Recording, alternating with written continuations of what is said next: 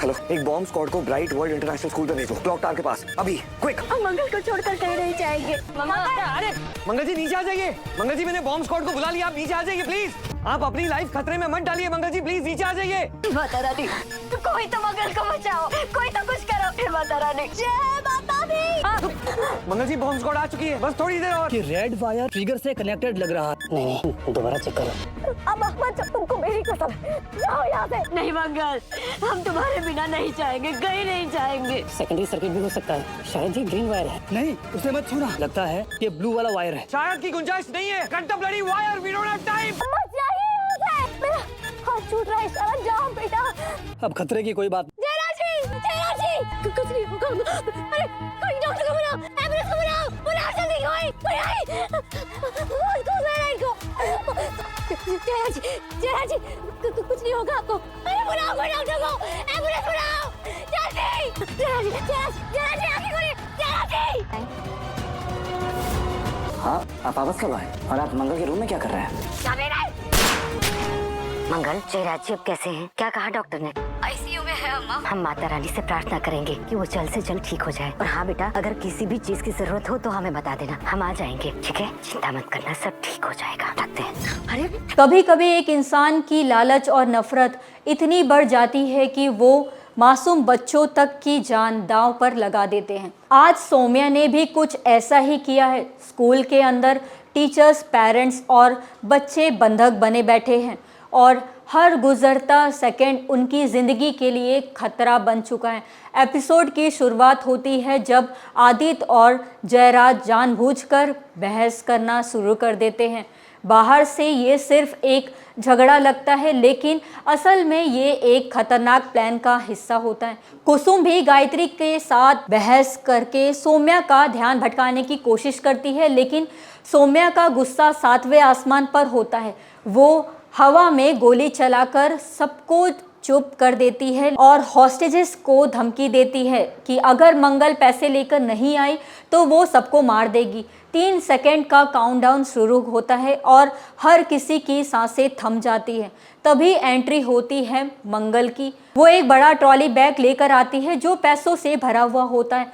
पैसे देखकर सौम्या की आंखों में लालच चमक उठती है। उसे लगता है कि आज उसने प्रीजबाजी जीत ली है, लेकिन अगले ही पल खेल उल्टा पड़ जाता है। ट्रॉली के अंदर से पुलिस निकल आती है और सौम्या और उसके गुंडों पर बंदूक तान देती है। सौम्या तुरंत अपने आदमियों को, हॉस्टेजेस को गोली मारने का ऑर्डर देती है, लेकिन उस वक्त सब शॉक हो जाते हैं जब एक बंदूक नहीं चलती।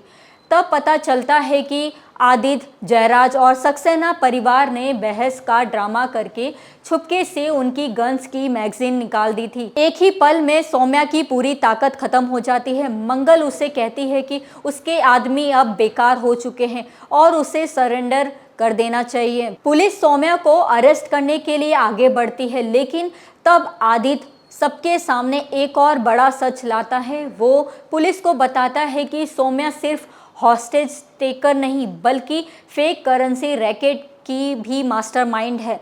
आदित्य के पास उसके खिलाफ सारे सबूत होते हैं।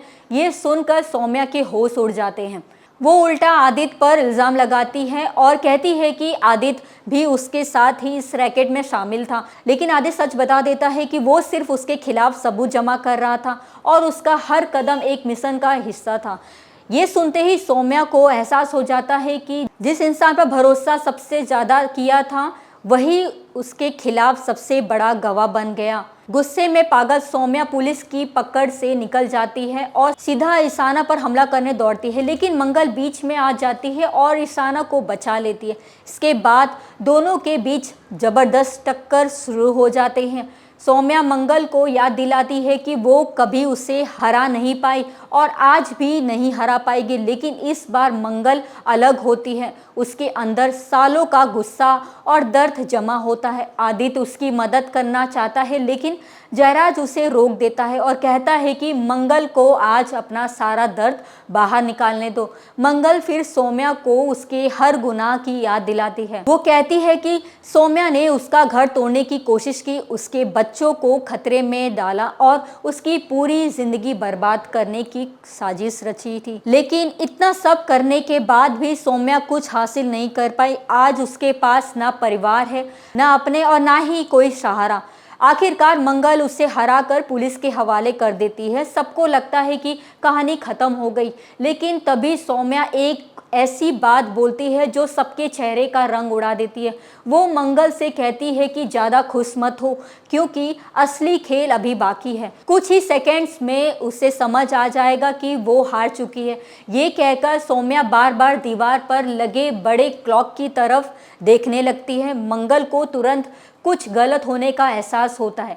अगले ही पल उसकी आंखें फट जाती हैं। उसे समझ आ जाता है कि सौम्या ने उस क्लॉक के अंदर बॉम्ब फिट कर रखा है। मंगल बिना एक सेकंड गवाए उस क्लॉक की तरफ दौड़ पड़ती है। जयराज उसे रोकने की कोशिश करता है, लेकिन मंगल चीख कर बताती है कि क्लॉक में बॉम्ब है और अगर उसने वक्त रहते उसे नहीं रोका तो स्कूल में मौजूद हर इंसान की जान खतरे में पड़ सकती है। एपिसोड यहीं एक खौफनाक मोड़ पर ख़त्म होता है। एक तरफ सौम्या गिरफ्तार हो चुकी है, लेकिन दूसरी तरफ उसका सबसे खतरनाक प्लान अभी भी जिंदा है। अब सवाल ये है कि क्या मंगल वक्त रहते बॉम्ब तक पहुंच पाएगी, या फिर सौम्या जाते जाते एक ऐसी तबाही मचा देगी कि जिसको कोई सोच भी नहीं सकता। ऐसी और लेटेस्ट अपडेट के लिए हमारे साथ जुड़े रहिए टेलीफ्लिक्स पर।